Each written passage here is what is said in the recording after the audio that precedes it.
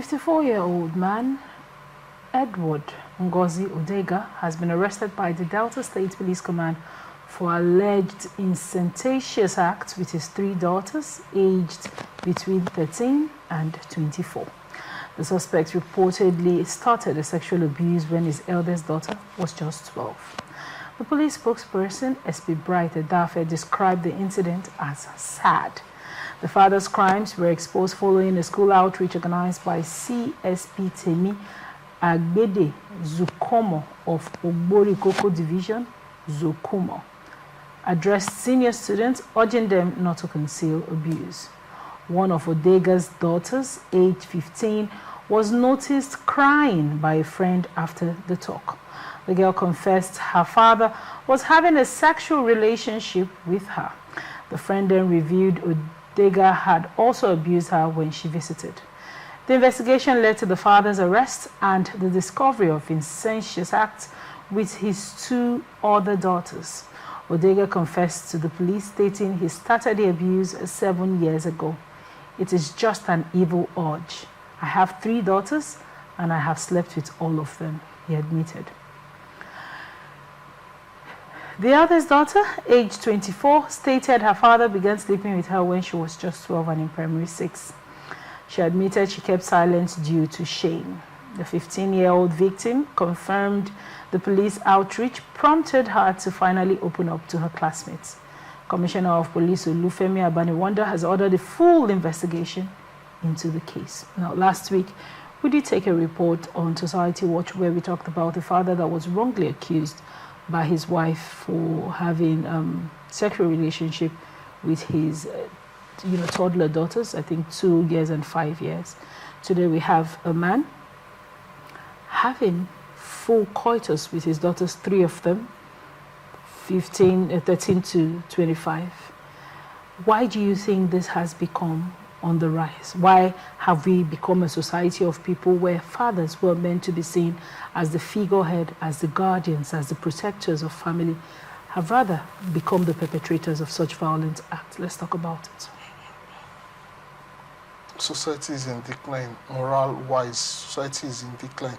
Family, like for example, this family, I would want to ask, where is the mother of these children? The friend of one of the doctors that affirmed that when she came visiting her friend, she was also molested by the man. Where are her parents? Did she not say anything to her parents? What was their reaction? Did she not say anything to the teachers? I mean, if she couldn't talk to the teachers, what of her own parents? Couldn't she have? I mean, I just think something is wrong the way people have been raised. Again, wrong from the perspective of the victims, or wrong from the perspective of parenting? On both sides. Like I would always say, the blame is enough to go around, both to the parents. I mean, how would you have trained your child that your child, when visiting a friend, she was harassed, whether she or he was harassed by the friend's parents, and she came back home and didn't mention it to either of the parents? Or don't she live with her parents? Even if she don't live with her parents, she live with guidance. Is there nobody she would have spoken to that I went to visit so person? This transpired.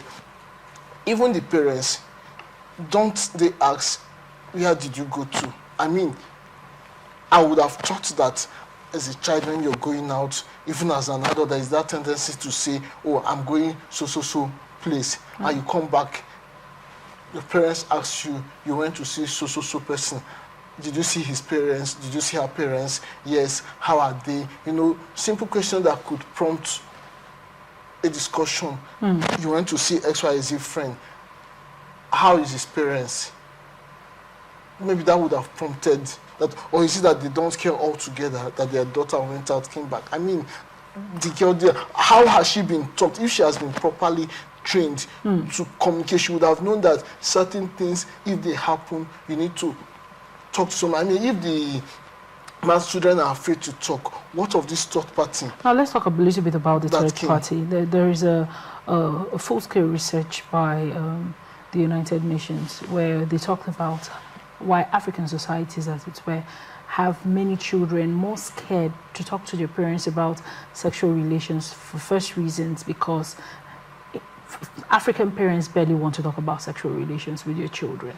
But this is not a sexual relation. Now, when that has happened, children are more afraid, per the report, that children are more afraid to have these conversations because they believe their parents are going to disbelieve them. Right. No. So, are these reports that was carried out by the United Nations, do you think that could have posed a reason? And I also want to drag your attention a little bit to the fact that sometimes, even though these children might want to talk to their parents, the room, the avenue to have these conversations, do you think that we are now in the point where to have these conversations are pretty hard, especially certain parents walking around the clock, coming back burnt out, there is no room, parents are constantly angry. Many people around Nigeria these days are constantly angry and not finding enough time or a good room to share this experience. You see, people should prioritize parenting for whatever you do. If you have made up your mind to go into parenting, in fact, whether it was foisted on you or you sat down and planned it out, once you find yourself into it, just know you owe that being you have brought into the world some responsibility. I know it must not always be easy, no doubt about that. Nobody's going to pretend that, oh, because you are a father, everything is going to go rosy for you. But in the midst of that challenge, find out time, even if it is, 2 minutes of your time. I mean, both parents can be too busy that they don't find time to talk to their child. And you say, maybe we say, maybe what if they are single parenting? I think it's even more of the responsibility even becomes clearer to me if I'm a single parent, that, okay, I know that this child have no other person to talk to other than me. So I'll try as much as possible to bridge the gap. For example, I know that I'm the father, I'm the mother, so I'm not expecting. There is no point telling that child that there is no mother. You say, oh, go and talk to your mother. Whatever she can't tell me, that means she can't tell her parents, because I know that I'm the only parent here now. So, I mean, as much as the pressure is on me, I should have that time to say, even if it is, at least let me hear the most important things in your life, and also teach the children what are the important things as they grow. That let them know certain things. There are certain things that if it happens, I must know. You see, to that report about not talking to your parents about relationship, I think that's a little bit of a different thing, because when you say relationship, it suggests a consensual relationship. No, even though they are, a young child, it's not possible for a young child to give consent. Even though they are minors, 17, let's say 17 in the same class, that, they have that, they have started developing, they feel like, okay, that we can say, okay, maybe somehow they have a sense that what they are doing is not right, so they may not want to talk about it to their parents. So we can say relationship, but being molested cannot be called a relationship. And this is where I'm coming. People should be taught that the moment you are molested, let your parents know. I mean, that could even drive it, even if that molestation comes from your own peers. Let me. What if the molestation comes from your parents? No, that's where, yes, I'm coming to that. I'm actually talking of the third party now. No, it comes from the parent now. What of the child, these children? Where are their mother? What if she's not available? Nothing has been said about the mother here. It's possible she's no longer in the picture. She's no longer in the picture, and that could be for various reasons. I mean, there is the death question, there could be the separation question, and another. But the way African society is struck, okay, let me say Nigerian society, and that name's not even name, of course, things are falling apart very fast. But before the things fell apart to that point, the children whose mother are not around for whatever reason, naturally, in African society, but for things falling apart, there are some people who just take it upon, who are part of your family, who just know that, oh, these children, their mom is not around now. So it falls on us to play that role for them. They may not play it 100%. Now, this is where I think society is failing people. So if that situation had been there, these children would have had somebody, either from their mother's side or from their father's side, who they can go to.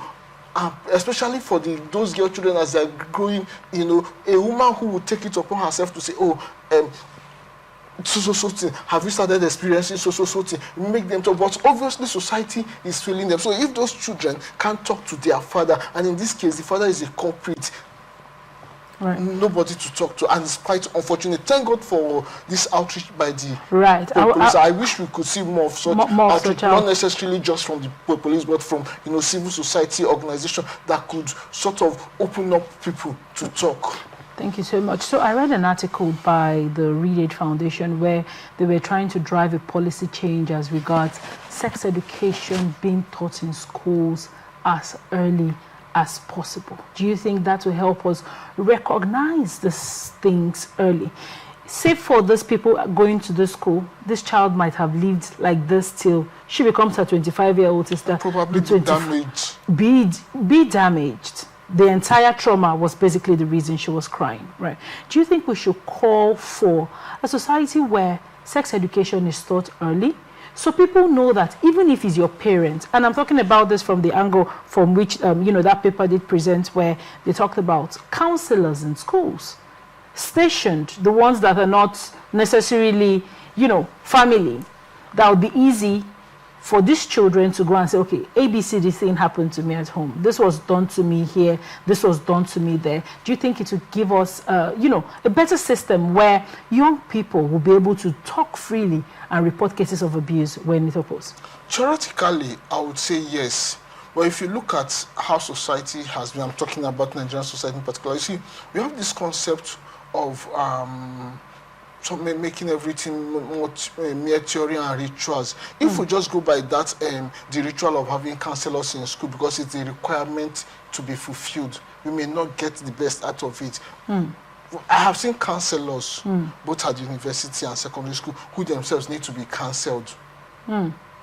So if you get such a person to be a counselor, one of the characteristics of a counselor, if you ask me, is the ability to keep your mouth shut on certain cases. I mean, only say things as far as they are needed.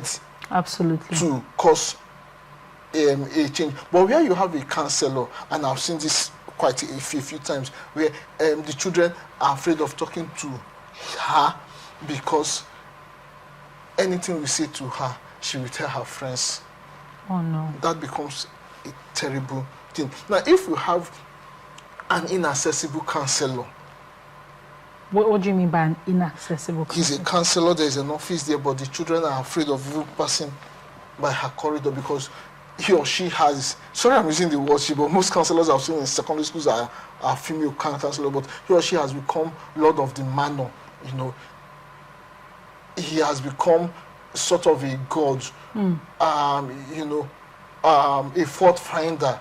As if you are not finding fault with the intention of making corrections, but I'm trying to look for the right words now. But you just have that inaccessible demeanor. Yeah. So it becomes a problem. So such a school, do they have a counselor? Yes. Can the student go to him or her? No. Has he or she bothered to find out if the student don't come, like they say, if the mountain don't go to Mohammed will go to the mountain? Are you sure he or she bothered to find out that why are these children not coming to me? Has he bothered to make him or herself accessible? I knew of a student, I'm trying to remember the word they call them in university now, more like a counselor also, yes, student advisor in a particular department in the university back then. The only time he spoke to the student was when somebody died in the department.